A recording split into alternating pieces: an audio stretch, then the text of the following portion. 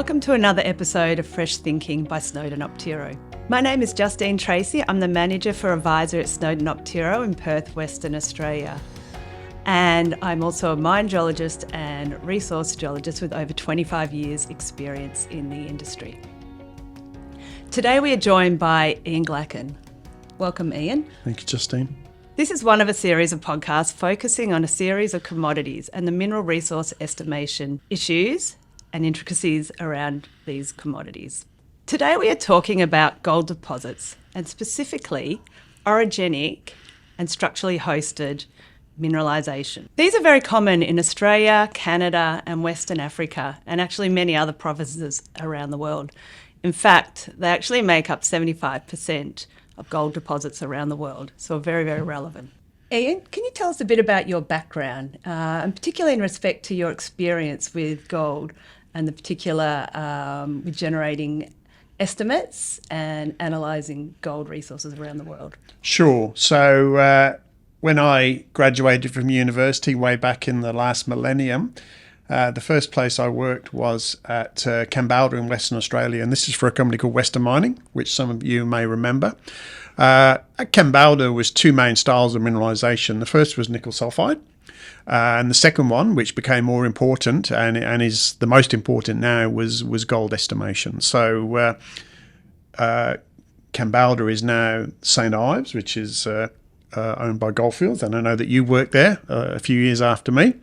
So since then and during my consulting career, it's probably fair to say that the most common or popular commodity I've worked on has been gold. And I think I've probably worked on gold deposits in every continent apart from Antarctica. There are no gold deposits in Antarctica, so that's a good excuse.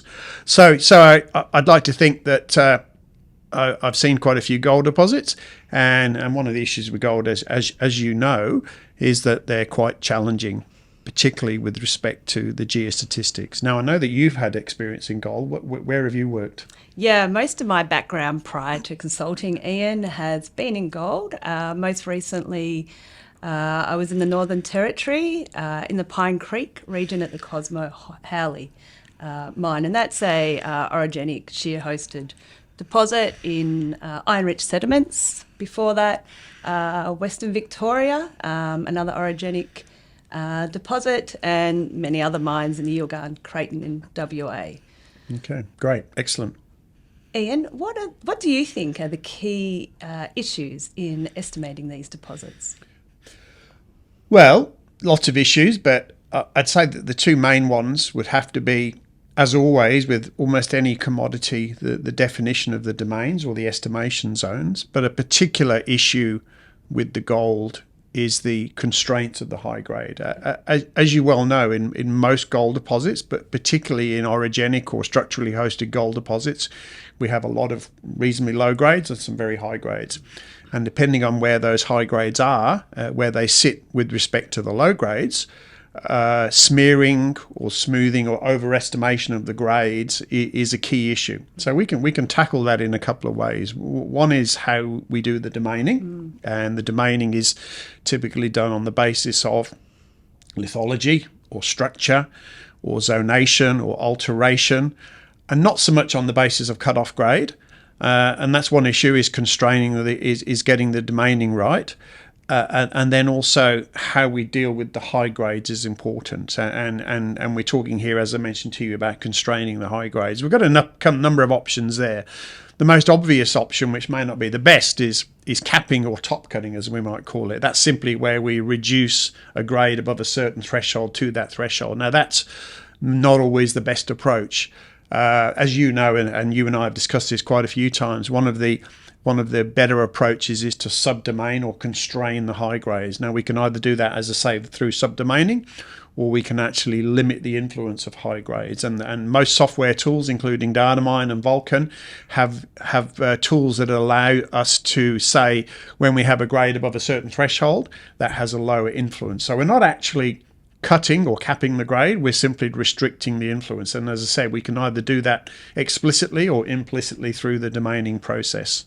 So understanding those relationships of the high grades and the lower grades, and making sure that we don't smear or smooth the high grades too far into the low grade areas, I think that's one of the key issues with gold estimation. Yeah, I totally agree, Ian. And it always comes down to getting that domaining right, to get all of those factors correct. So often we see the domaining done just based on grade, and then if we go a step further and put the geology and understand the geology, wireframe up the geology, you can often see those really important lithological and structural controls on the orientations and the offsets on your grade zones, which can be applied to that exploratory data analysis. Yeah, I mean, a word for it, which is not the greatest word, is this idea of stationarity. Stationarity is essentially, as you just said, it's the decision by the estimator how you're joining the dots with the high grades and the low grades. And as you said, it's always a good idea to understand the geology, the structure, the constitution, and the high and the low grades. And almost the last resort, as you and I have discussed many times, is to simply do a grade shell or apply a cutoff, and that's generally quite fatal with respect to gold estimation. So I think we both agree that the domaining is absolutely the key to gold mineralisation. And what if we have a more disseminated style of mineralisation hosted in an intrusive or similar style? Yes, that's less common. It's certainly less common here in Western Australia. Globally, it might be fairly common. And these ore bodies are typically, as you say, they're intrusives. They're typically acidic intrusives, granites, granodiorites. One of the best examples of this would be the Gruyere deposit here in Western Australia, which is one of the largest gold discoveries in the past 10 years. And you and I visited this last year. And what we've got there is essentially a granodiorite with disseminated mineralisation. So I think the keys with the low-grade disseminated deposits is the way we constrain the mineralisation. So in this case, we might use alteration, or we might use weathering, or we might use structural orientation, or we might use grade. So in this case, where we have disseminated mineralisation, which is fairly uniform, we might simply assign a grade shell using a software like Leapfrog or whatever. And because this mineralisation is quite disseminated, we tend to have fairly wide-space drilling. And when we have wide-space drilling with respect to gold mineralisation, this idea of recoverable resources becomes important. So recoverable resource, which we've talked about in other podcasts, the idea of recoverable resource is that we take drilling that's fairly wide-spaced, and we try and predict at the time of mining what we're going to get out with more close-spaced drilling. So that's important. I think with disseminated gold deposits, particularly low-grade ones, the validation becomes important. You could argue that validation is important for every gold deposit, but I think with the lower grade, more disseminated style of mineralisation, it's particularly important. So when we're talking about validation, we're talking about visual validation of the grades in the drill holes versus the block model, or validation of the entire domain grade versus the block model grade, and so on. So this idea of validation becomes very important, because smoothing or smearing of high grades into low grade areas is quite important. It's quite a critical issue. So look, Justine, I know that you've recently worked on some deposits where we've had another issue, and that issue has been that we've actually had two styles of mineralisation, or two commodities. So in other words, gold mineralisation, and we've also had sort of overlapping base metal mineralisation. And what are the issues there, or the challenges? Firstly, it's really understanding the paragenesis of your mineralisation and really understanding your mineralogical correlations, because you can't always assume that one domain set will honour the domaining for both mineral assemblages. So often you might have to have a number of domain sets which will have to overlap.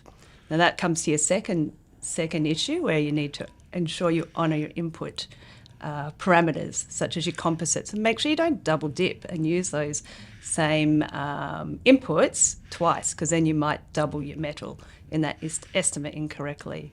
And then thirdly, it comes down to how you're going to report these polymetallic deposits, whether you use an equivalent factor or also ensuring that you honour your RPEEE, your reasonable prospects of economic evaluation, ensuring you understand your mineral processing pathway for each analyte.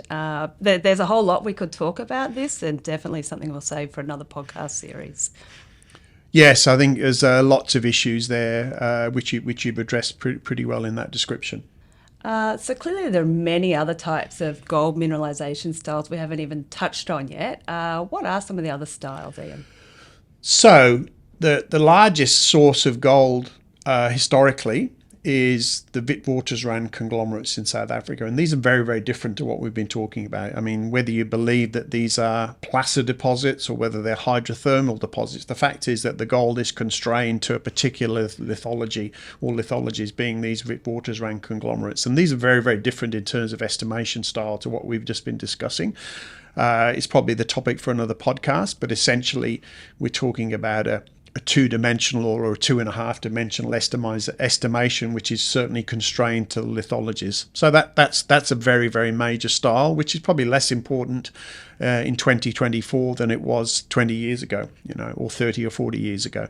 That's one style. The other style of mineralization that's still very important in terms of gold production is the Carlin-style gold deposits in Nevada. Now, these are very different. Again, these are low-temperature sediment or limestone carbonate hosted gold deposits, which again have different estimation characteristics.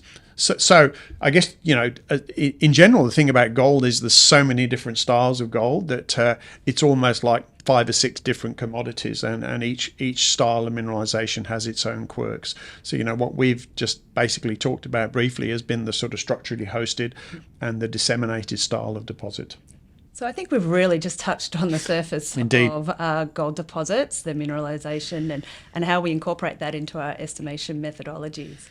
And there's many, many more stories we can tell, which we will discuss in further podcasts. If you'd like to listen to more of our Fresh Thinking by Snowden Optiro podcasts, you will find them on our platforms on Spotify, Apple Podcasts, Google Podcasts, Snowden Optiro website, YouTube, and other podcast platforms.